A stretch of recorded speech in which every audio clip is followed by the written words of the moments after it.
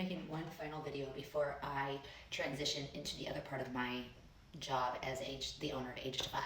I've been doing social media for the last 3 hours, and I have one more video before I need to shower and change and transition into behind the scenes. So I thought, well, what should that be? And I've been seeing a lot on TikTok about the 100 kettlebell swing challenge, and I have been doing 100. I mean, my community, we do one song kettlebell flows. Sometimes that's like 600 swings in a row. We don't count, we just go with the music, we just go with the flow, right? When the song slows down, we slow down. When it speeds up, we speed up. But we train for kettlebell swings so differently than, you know, how people kettlebell swing. We make it pretty. Even though we're lifting weights, I want everything to look pretty. I want it to look effortless and beautiful, and I want there to be posture and flow. And if it's not, then you're just lifting weights. And when you're just lifting weights, you're just working, you know, you're just wearing out the joints and working on the muscles. There's nothing going on in the brain. There's nothing going on in the posture and the feet and the lymphatic system. There's so much more to the art of lifting a weight. And that's why I said in one of my videos that I would never lift weights in a gym, because I lift in an art form, and in the gym it would look really funny. So with that said, I'll just keep it at home, and on TikTok. But I've been seeing all these people doing these 100 swing kettlebell challenges, regular people, training, I don't know. I haven't dug deep into their history, their exercise history, but people should not be doing kettlebell swings on their own without any guidance, especially 100 in a row. So I thought, well, let's make a kettlebell workout clinic. So the way we set up, we only use a 12-pound kettlebell, okay? That's it.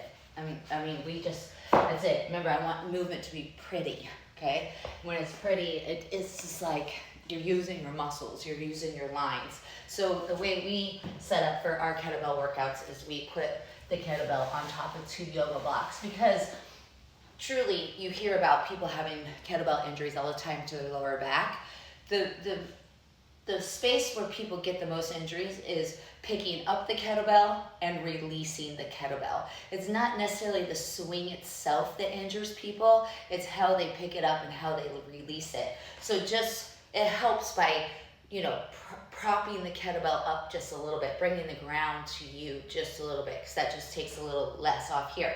I also always remind my kettlebell students that we do it in Sculpt Flow and Strong classes, that we're not bending. We never bend, okay? We're also not going down. We don't go down. It's not a squat, and we don't do squats in my classes anyway, but we never go down and we don't bend. Instead, we hinge. This is a swing right here. This is a swing, but it's not just happening right here. I'm pressing down. I have my toes turned out slightly if I need them to be. My weight is in my heels.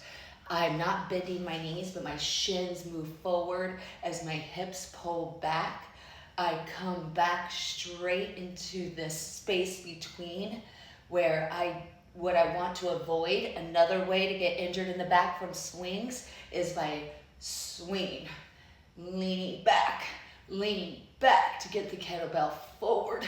You don't want to lean back, because that is an injury, okay? Make it pretty. It's just here. It's a hinge. You swing back, you swing forward, and the work is in the stopping of the movement and the flow of your arms. So the swing is not lifting the arms. It moves with the hinge. It's here. The work is here and here, and in the inner thighs. It's the push down through the feet, the energy up through the inner thighs, the zip in the belly, the hug in your sit bones, and then the release, it's unzip, sit bones go wide, inner thighs lengthen, you go back, and you don't let the kettlebell pull on you. It's not this. The kettlebell does not go down. It goes back. You control the kettlebell. Don't ever let the kettlebell wiggle around in your hands. So here's how we go get it. Root down, come up, make some adjustments, lock in. I'll do 8. Watch where my gaze is, and there you don't move your eye, you don't move your head. You also don't want flimsy arms, so it's not like this. I've seen a lot of this. This is so bad for the shoulders. Stop it. You put your ribs into your arms into your ribs. You press with your fingertips. Ready? Here we go. 10, 9. Here's zone 1, right out in front of my navel. Zone 2, out in front, collarbone height. Okay, that's really all you need to do right now for zone 1 or zone 2.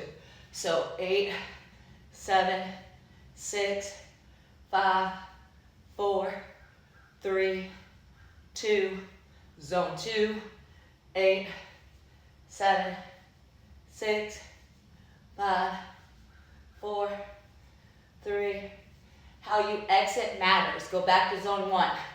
4, get ready to exit. 3, 2, exit. Stand. I always say, and then we get rid of it the same way we picked it up. Go down, come back. Side steps. I always say, we move the kettlebell. The kettlebell does not move us. So stay safe out there, my friends. Truly believe this. Know this.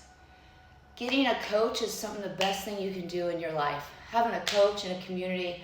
If you want to do kettlebell swings, come do them in my community. Come do them with us. Learn a new way of doing it all the time. Make adjustments. Make it worth it. But if you're staying on your own, stay safe out there, my friends. Take these tips. Try them out.